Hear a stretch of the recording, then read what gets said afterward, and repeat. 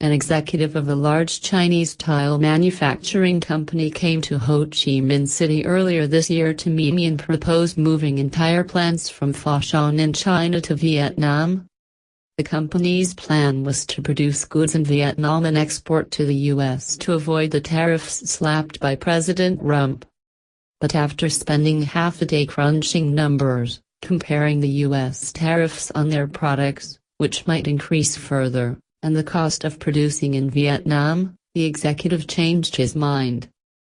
He said the tariff would only be 10–15%, whereas moving the plant to Vietnam would increase costs by 25–30%. The rents in HCMC and its neighboring provinces are quite high compared to Foshan, while labor costs are higher after factoring in productivity. Data and logistics costs are also too high.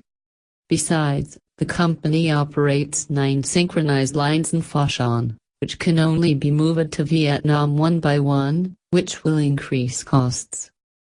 The following day the executive returned with a final decision: the company will not invest in Vietnam but focus on cutting costs in China. This is one of the reasons I am not convinced many Chinese businesses are looking to invest in Vietnam to avoid the origin of products issue amidst the trade war with the US. But the story does not end there. I went to China last month and visited construction material manufacturers in Guangdong, and was shocked by what I saw. They had all adopted the latest technologies. At Foshan's tile manufacturing factories, equipment based on robotics and artificial intelligence, AI, is no longer rare. A few years ago, in stark contrast, workers used to work in a sea of dust there. Changes are occurring in technology and intellectual property compliance in China. Chinese businesses are radically transforming under international pressure, including from the US, as the West wants the Chinese government and its businesses to play the global game by conforming to technical standards.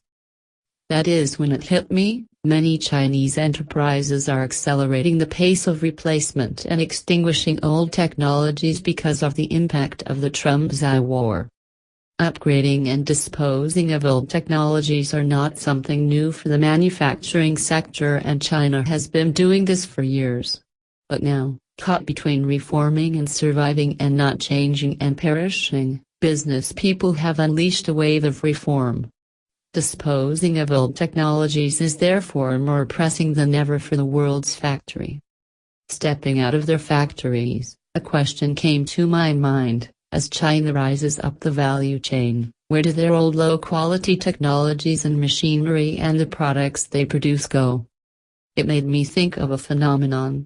In the last 2 years, land rents at industrial parks in HCMC and surrounding provinces such as Bindong, Dong Nai, Long and Anbaria, Vung Tau have risen sharply. Demand from Chinese mainland enterprises is substantial. They are willing to pay very high prices for good locations in the parks. Of course, machinery and equipment, and even human resources are brought from their country.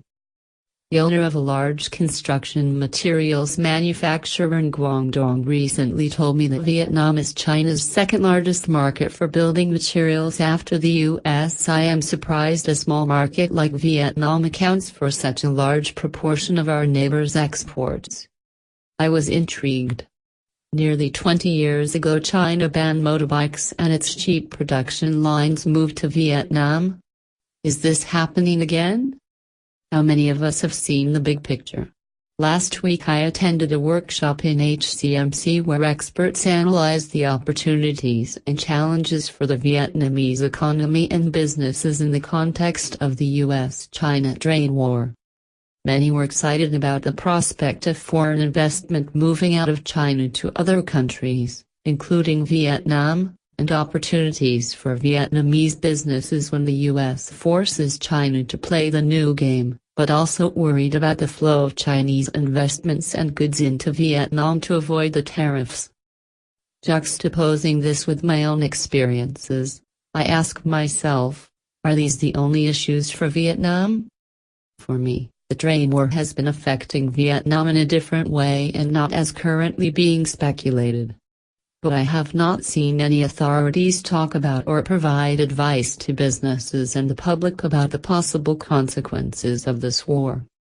As a businessman, I expect the government and policymakers to identify the concealed part of the iceberg, share more information with businesses and warn about the possible consequences of the war to prevent the country from becoming anyone's backyard.